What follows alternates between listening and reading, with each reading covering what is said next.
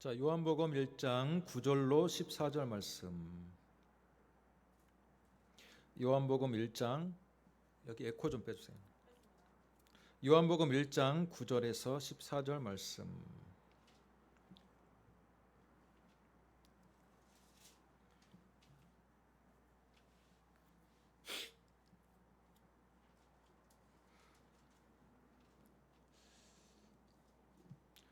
같이 읽겠습니다. 참빛 곧 세상에 와서 각 사람에게 비추는 빛이 있었나니 그가 세상에 계셨으며 세상은 그로 말미암아 지은 바 되었으되 세상이 그를 알지 못하였고 자기 땅에 오매 자기 백성이 영접하지 아니하였으나 영접하는 자 곧 그 이름을 믿는 자들에게는 하나님의 자녀가 되는 권세를 주셨으니 이는 혈통으로나 육정으로나 사람의 뜻으로 나지 아니하고 오직 하나님께로부터 난 자들이니라.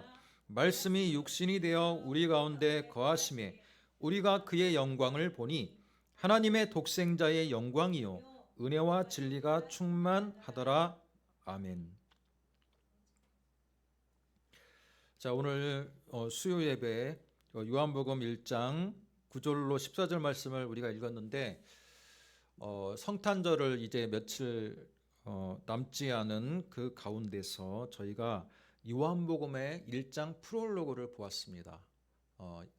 한마디로 말하면 요한복음 1장은 예수님의 이 모든 공생의 사역이 하늘의 세계에서 갖는 진정한 의미에 대해서 프롤로그로서 증언하고 있는 구절이라고 볼 수 있습니다. 구절을 보면요, 참빛 곧 세상에 와서 각 사람에게 비추는 빛이 있었다, 그렇게 말씀하고 있고요. 또 세상에 계셨고 세상은 그로 말미암아 지은 바 되었지만 세상이 그를 알지 못하였다. 자기 땅에 오셨음에도 자기 백성이 영접하지 아니하였다. 이게 예수님의 공생의 사역의 전체적인 요약입니다. 먼저 하나님께서 그의 아들을 보내실 때 자기 땅에 보냈어요. 가나안 땅. 가나안 땅에 있는 이 갈릴리 지역에 하나님의 아들을 보냈고, 또 1차적으로 대상이 누구냐? 자기 백성. 하나님의 백성의 구원을 위해서 보냈어요. 그러나 자기 백성이 영접하지 아니하였다라는 게 이 요한복음 1장의 예수님의 공생의 사역에 대한 요약입니다.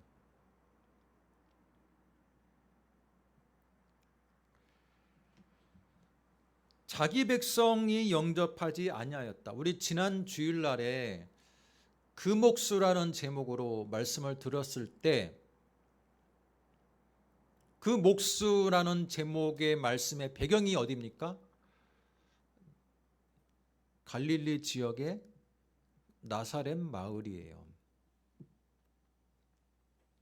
나사렛 사람들이 예수님에 대해서, 예수님의 집안에 대해서 너무나도 잘 알고 있었지만 너무나도 잘 알고 있는 것도 문제야. 너무나도 잘 알고 있기 때문에 예수님의 그 있는 그대로의 메시지와 그분의 능력을 그 자체로 보지 못하고 그 집안을 먼저 보고 예수님의 목수라는 그 직업을 보고 사회적인 위치를 보고 판단하는 오류를 범하게 되었습니다.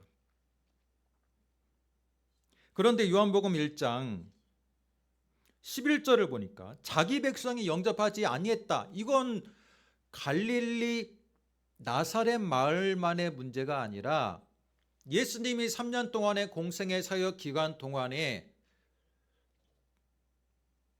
유대 지역을 전체를 돌면서 하나님의 나라의 복음을 전파했지만 결국은 대제사장들과 기득권 세력들의 모함에 의해서 예수님의 사역이 결국은 자기 백성 유대인들에게는 영접하지 아니한 결과로 나타났다라는 거예요. 그러나 12절, 그러나 그러나가 생략이 돼요. 그러나 영접하는 자, 곧 그 이름을 믿는 자들에게는 하나님의 자녀가 되는 권세를 주셨다. 이제 자기 백성들이 거부했다면 이제는 그러나 새로운 시대가 되어서 그 예수님을 영접하는 자, 자기 백성을 초월해서 어떤 인종이 되었던, 어떤 신분이 되었던 예수님을 영접하는 자, 그 이름을 믿는 자에게는 하나님의 자녀가 되는 권세를 주시는 시대가 되었다라는 겁니다. 그게 바로 예수님의 이 땅의 사역의 진정한 의미다. 자기 백성을 위해서 오셨으나 자기 백성이 거부함으로 인해서 그 거부함의 결과가 사역의 열매를 못 맺는 게 아니라 오히려 이방인들까지 보편적으로 그 이름을 믿는 자에게 구원을 주는 하나님의 놀라운 계획으로 완성이 되었다라는 겁니다. 그래서 예수님이 이 땅에 오시는 것을 14절은 이렇게 말하고 있습니다. 말씀이 육신이 되어서 우리 가운데 거하심에 우리가 그의 영광을 보니 아버지 독생자의 영광이요 은혜와 진리가 충만하더라. 자, 여기에서 우리 가운데 거하시다라는 이 단어는요, 장막을 치다라는 뜻이에요.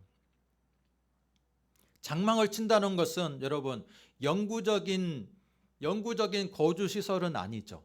장막 자체는 뭡니까? 우리가 몽골 지역의 텐트를 보아서 알고 있다시피 짐승의 가족을 엮어가지고 잠시 어느 한 지역에 텐트를 치고 거주하는 때 사용하는 게 바로 장막입니다. 그래서 예수님의 이 땅에 오심을 하나님의 아들로서 말씀으로 계시던 그분이 직접 이 땅에 육신으로 오셨는데 잠깐 장막, 텐트를 치고 잠깐 있었고 그때 우리가 그의 영광을 봤는데 그 영광이 인간으로서는 도저히 발견할 수가 없는 독생자의 영광이고 은혜와 진리의 영광이었더라. 그렇게 말하고 있습니다. 여러분, 이 요한복음 1장의 프롤로그를 통해서 우리가 알 수 있는 건 뭐냐면 지난주 말씀과 함께 이어서 우리가 이 말씀을 우리가 생각해 본다면 어떤 결론을 내릴 수 있냐면 예수님이 그 갈릴리 지역에서도 보잘것없는 작은 마을, 또 사회적인 신분으로서도 이 목수라는 이 신분적인 위치 뿐만 아니라 아버지도 일찍 여우셔서 생업의 전선에 일찍 뛰어들 수밖에 없었던 그 예수님의 모습을 통해서 하나님이 계획하시고자 하는 건 뭐냐? 이미 하나님의 계획 속에는 그의 백성이 거부한다는 것을 하나님은 미리 예지하시고 그 결과 예수님을 믿는 사람들이 인종을 초월해서, 그죠? 모든 신분을 초월해서 그 이름을 믿는 자에게만 구원을 주시기로 하나님이 계획했다는 겁니다. 그런데 그러면 왜 예수님을 그렇게 보잘것없는 그 사회적인 위치와 그 모든 환경에서 예수님을 보내셨느냐? 그 이유는 뭘까요? 인기로 예수님을 믿는 것을 하나님은 원치 않는 거예요. 지난주에 사진 자료를 제가 첨부해서 보여드렸던 것처럼 누구라도 사람들이 환영할 만한 외모로서 예수님을 보내면요, 예수님을 믿는 자들 가운데 예수님의 외모 때문에 예수님을 믿는 사람이 생길 겁니다. 또 예수님이 귀족 가문, 제사장 가문, 명망 있는 가문에서 태어났다면 예수님의 그 신분 때문에 예수님을 믿는 사람들이 생길 겁니다. 그런데 그건요, 하나님이 원하는 믿음이 아니에요. 하나님이 진정으로 이 땅에 그의 아들을 보냈을 때 원하는 믿음은요, 예수님의 사회적인 신분이나 혈통이나 또는 모든 환경적인 조건을 보고 믿는 사람들이 발생하기를 하나님은 원치 않았어요. 오직 어떻게 믿습니까? 오직 그분의 안에 있는, 그분에게 역사하는 하나님의 능력을 보는 자에게만 믿는 자가 생기도록 하나님이 그렇게 모든 환경을 조성하셨다라는 거예요. 그렇기 때문에 예수님을 낮고 천한 신분으로, 외모적으로도 크게 흠모할 만한 구석이 없는 모습으로 이 땅에 보내셨어요. 그 상황에서 예수님을 믿기 위해서는요, 예수님을 외모도 보면 안 돼, 예수님의 그 직업을 봐서도 안 돼, 사회적인 위치나 가정의 환경을 봐서는 예수님을 도저히 믿을 수가 없어요. 그럼 어떻게 믿어야 됩니까? 예수님을 통해서 역사하는 그 하나님의 나라, 그것을 영안으로 볼 수 있는 자만이 진정으로 예수님을 영접할 수 있는 거예요. 그래서 12절, 영접하는 자, 그 이름을 믿는 자들에게 하나님의 자녀가 되는 권세를 주신 것은 다 이미 하나님께서 그의 아들을 이 땅에 보내실 때부터 계획하신 바였더라 라는 것입니다. 그래서 13절이 중요합니다. 이는 혈통으로나 육적으로나 사람의 뜻으로 나지 아니했다. 이건 뭐예요? 예수님이 바로 그렇다는 거예요. 혈통으로나 육신자의 눈으로나 사람의 뜻으로 예수님을 믿을 수가 없다라는 거예요. 오직 하나님께로부터 난 자들만이 예수 그리스도를 믿도록 하나님이 그렇게 그 모습 그대로 보내셨다라는 거예요. 그러니까 우리가 환영하는 모습으로 예수님을 보내지 않았다. 많은 사람들이 기대하고 메시아라면 어느 정도의 이런 모습이어야 되라고 생각했던 고정관념에서 하나님은 완전히 벗어나서 하나님의 혈통으로나 육신으로나 외적인 조건으로는 예수님을 믿을 수 없게 이렇게 만드셨다라는 거예요. 오직 하나님께로부터 난 자들만이 그 예수님 안에 계시는 하나님의 역사를 바라보고 믿을 수 있게 하셨다라는 겁니다. 그래서 결론은 뭐냐? 그렇기 때문에 여러분, 이 기독교가 지금처럼 수십억의 인기를 누리는 종교가 되는 것이 좋은 면도 있지만, 한편으로는 여러분, 교회를 다닌다는 거, 신앙생활을 한다는 거, 그 많은 수십억의 인구 가운데 많은 부분들은 어때요? 캐릭터화된 예수님, 멋진 예수님이 좋아서 따르는 사람도 있을 거고, 그렇죠? 또 목사님이 또 설교가 좋으니까, 목사님이 멋있으니까 따르는 분들도 있을 거고, 어려서부터 그냥 교회에서 자랐기 때문에 그냥 예수님에 대해서 잘 몰라도 교회가 좋으니까 그냥 그 교회 안에 머물러서 신앙생활하는 분들도 있을 겁니다.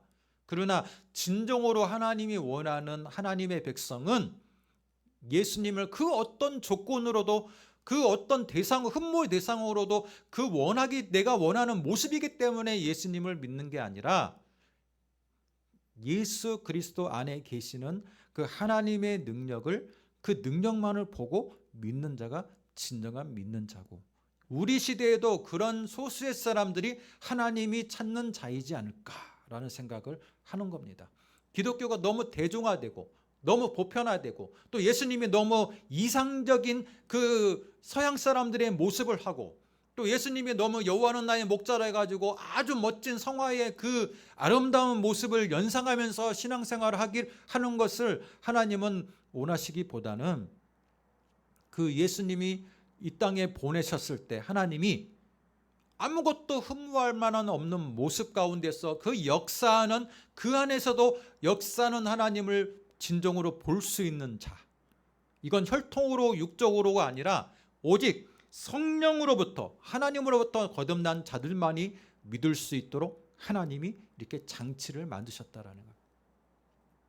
여러분, 성탄을 앞두고 여러분은 어떻습니까? 여러분은 지금도 예수 그리스도 안에 거하는 이유가 무엇입니까? 나의 모든 문제를 해결해주고 또 소원을 비는 대상이어서 믿습니까? 그렇다면 여러분, 많은 예수님 당시에 많은 사람들이 추앙했던, 한때 많은 사람들이 수천 명에 따랐던 그 무리들 가운데 한 사람이 될 수밖에 없어요. 그러나 그렇지 않음에도 불구하고 나는 예수 안에서 그 나타나는 하나님의 역사, 지금도 예수의 영이신 성령이 우리 가운데 거하시기 때문에 예수를 믿는다면 그게 바로 하나님께로부터 난 자들이라고 표현하는 13절에 그 하나님께로부터 난 자들에 합당한 자가 바로 내가 될 수가 있는 겁니다. 말씀이 육신이 되어서 우리 가운데 텐트를 치셨다. 그 텐트는 어때요? 일시적인 거예요. 실제로 예수님은 육신으로 텐트를 치셨다가 공생의 3년을 끝나고 바로 텐트를 걷고 하늘로 올라가셨어요. 그 상징적인 모습을 14절은 말씀이 잠깐 육신으로 와서 텐트를 쳤다가 텐트를 걷고 올라가셨다. 그래서 그의 영광이 이제는 하늘에 계신 그 아버지 우편에 계신 그분의 영광을 이제는 보는데, 그 영광을 보니 아버지 독생자의 영광이고 은혜와 진리가 충만하더라라는 겁니다. 여러분, 믿음의 눈으로 아버지 독생자 옆으로 계시는 그 예수님의 영광을 보시면서 신앙생활 하시는 여러분 되시기를 주님의 이름으로 축복합니다. 항상 은혜와 진리가 충만하시기를 주님의 이름으로 축복합니다. 그러기 위해서는 예수님을 있는 그대로의 모습으로 보아야 돼요. 너무 이상화시켜서 마치 그 황금 동상처럼, 그죠? 이상화시키고 캐릭터화시켜서 그 캐릭터화된 예수님을 그리면서 그분 앞에서 뭔가를 비는 그런 미신적인 믿음이 아니라 아무런 볼 것 없는 그 노동자의 한 모습으로 이 땅에 오셨을 때, 그죠? 그 어떤 것으로도 어떤 조건으로도 그분을 믿을 수가 없음에도 불구하고 그 안에 계셨던 하나님의 역사를 우리가 마음으로 믿고 그 안에서 진정한 믿음의 의미를 발견하면서 살아가는 자들이 바로 여러분이 되시기를 주님의 이름으로 축복합니다. 기도하겠습니다. 하나님 아버지 은혜와 사랑을 감사합니다. 요한복음 1장에 우리 서문을 읽었습니다. 서문을 통해서 하나님의 놀라운 은혜와 계획이 바로 이방인에게까지 믿음으로 복음이 전파되기를 원하셨던 그 하나님의 역사가 이미 예정이 되었음을 우리는 말씀으로 발견합니다. 하나님, 우리가 이 시간 그 하나님의 찾는 자 중에 한 사람이 되기를 원합니다. 우리에게 그 독생자의 영광을 볼 수 있는 믿음의 눈을 열어주시고 항상 은혜와 진리가 충만한 삶을 살아갈 수 있는 저희를 될 수 있도록 은혜 베풀어 주시옵소서. 예수님의 이름으로 기도드립니다. 아멘.